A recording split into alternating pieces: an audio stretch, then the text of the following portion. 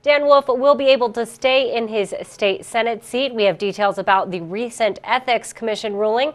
And Police Chief Paul McDonald talks about two recent arrests for heroin trafficking. Plus, Department of Public Works crews are gearing up for the incoming storm.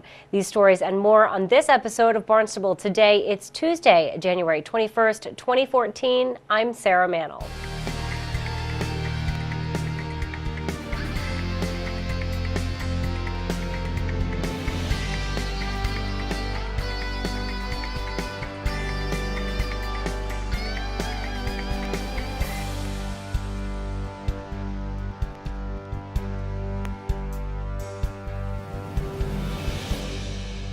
Barnstable police arrest two individuals for distributing heroin. Barnstable This Morning host Sarah Colvin talked with Police Chief Paul McDonald about the arrest. We share a portion of that interview with you now. For the last several weeks, the first one is Mr. Donnell Peener.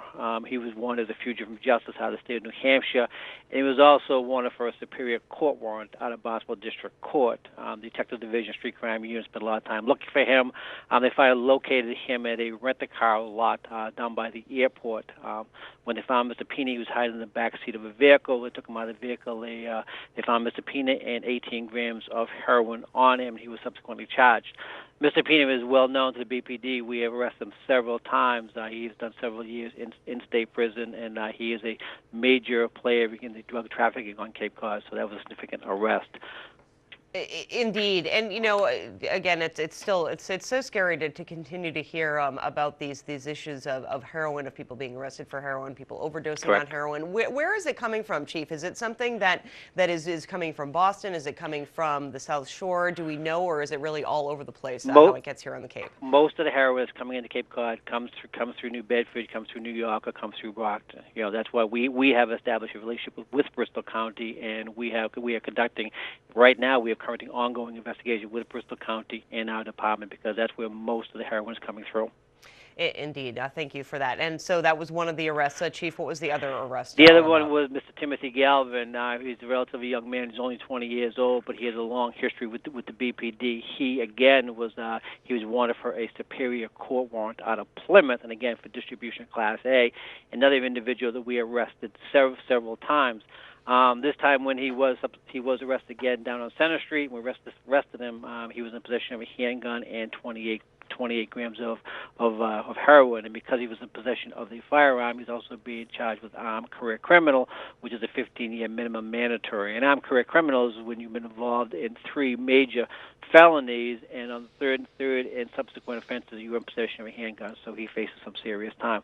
These are both major players, you know, down here, not just in Barnstable, but on Cape Cod in the distribution and trafficking of heroin and cocaine. Indeed, and good to get them. Again, so sad to hear. 20 years old and already facing all of these charges and getting involved in all of that stuff. Definitely too young for all of that, Chief. Too young, and they're both violent individuals. That's why we were looking for them so hard. Indeed. Well, let's talk about something a little bit more positive. Yes. The Citizens Police Academy is coming to a close, and I understand the graduation from the latest session is tonight. It is tonight. This is the 26th Citizens Police Academy that we have graduated through the department. Started back in 1999. We've had over 900 residents go through the academy. It's a 14-week program.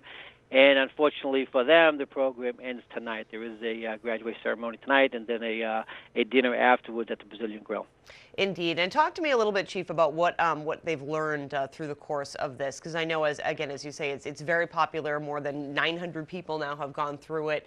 A lot of people end up volunteering afterwards. But what kind of things do they learn in the Citizens Academy? It's a 14-week program, and every week is something different, and we give them a taste of the police department. You know, it could be the patrol division, it could be the detective division, it could be the street crime unit, it could be the K-9 unit, the records division, domestic violence unit. Every unit, every division within the police department does a presentation for the class. And the biggest thing about the class they enjoy the most is there is a ride-along. They get to go out 4 hours, spend 4 hours in a cruiser.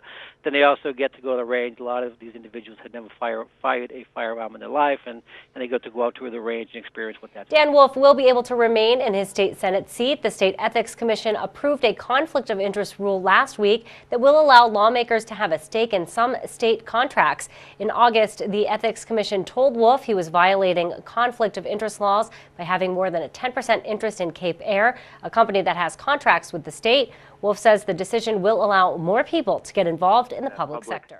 Employees and elected officials have. This is a really broad-ranging decision they made, because it not only applies to elected officials, it applies to employees, town employees, it applies to people appointed on commissions and boards, conservation commissions and harbor commissions and that kind of thing. So anybody who's serving the public, they created an exemption that if the contract pre-exists their time, either as a public employee or a public servant, and there's no room for negotiation or influence in the contract, that the contract would not be considered a conflict of interest. And, this has been hanging over me personally since August 2nd.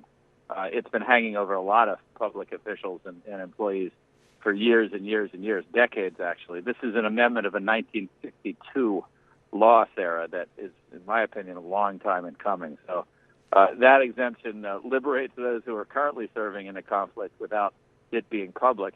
But even more important, I think it opens the door for people who might want to serve in the public to be able to step in without having to worry about it. So I think it's a good, reasoned decision they made. It certainly leaves in place the protections that are offered by the conflict of interest laws, because it still has all of the strict and I think very important protections for the public from those who might use or abuse their public position for personal gain. So it's a really balanced and a fair and a good decision, I think. Wolf says he is planning to seek re-election. More than $100,000 from the state will help pay for a pump-out station in Hyannis Harbor. The pump-out station will be used mostly for large commercial vessels coming in and out of the harbor. DPW Director Dan Santos says it will also help boaters stay in compliance with the no discharge zone in the area. Basically, what we're trying to avoid is people dumping waste into our waters. And it's never been a good idea. But now, in 2012, the state completed their no discharge area designation. So these are regulatory zones. Basically, prohibits the disposal of treated or untreated sewage or waste from boats into waters of the Commonwealth. And those are 3 miles off the coast all the way around. Santos says they are finishing up the design process for the station and expects construction to begin in the fall. Another blizzard is heading our way. A blizzard warning will be in effect at 7 this evening until 1 tomorrow afternoon.